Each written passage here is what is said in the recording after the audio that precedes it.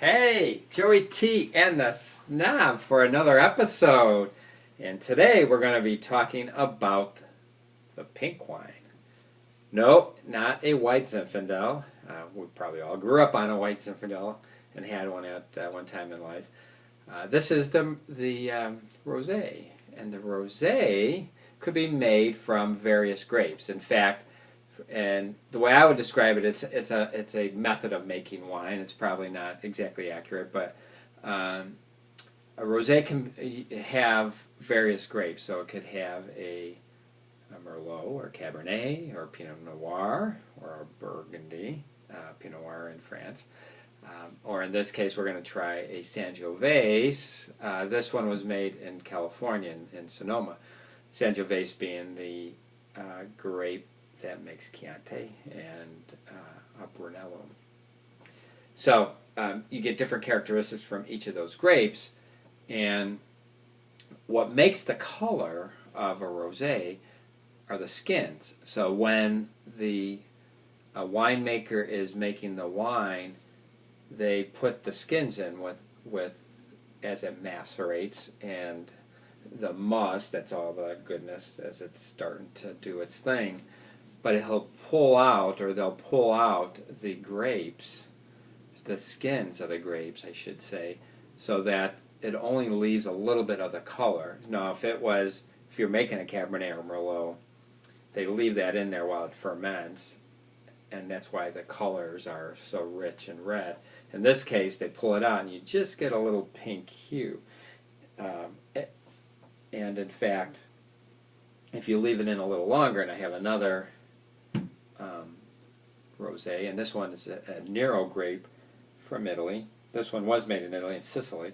The Nero grape, very intense from a warm climate, and they may have left the grapes in a little bit longer, but it gives a different color, as you can kind of see between the two.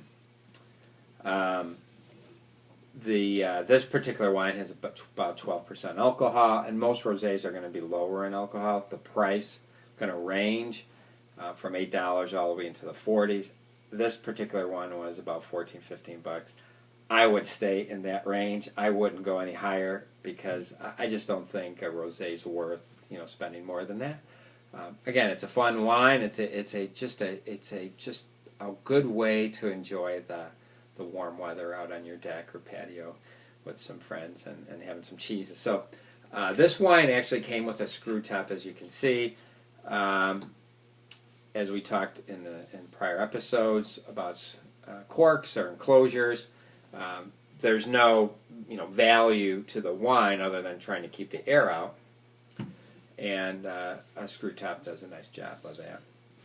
All right, so let's take a quick look at this wine as safe swirling. All right.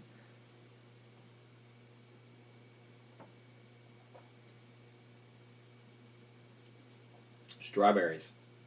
Definitely strawberries. At the end of that strawberry, I'm picking up some melons. As a snob would say, this is drinking quite well. No charge, you can use that term. Kind of sound like a snob, but don't be a snob.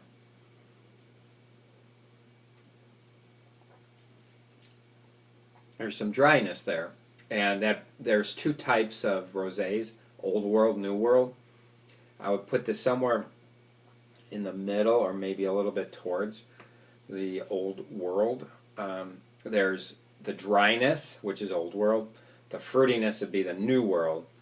And the characteristic of that Sangiovese grape is coming out. But you don't get a full, I'm expecting to be tasting the Chianti, but it's not. You get a little bit of it, and then it ends, and then some of the fruit comes forward. And that's what a rosé is all about.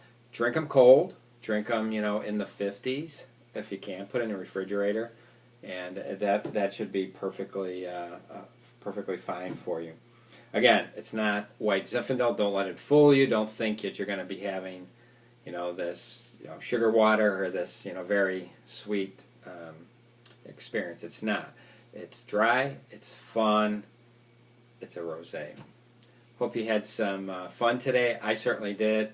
If you liked what you saw, hit that like button. Send me an email if you want to hear something or have questions. Joey __T @hotmail.com.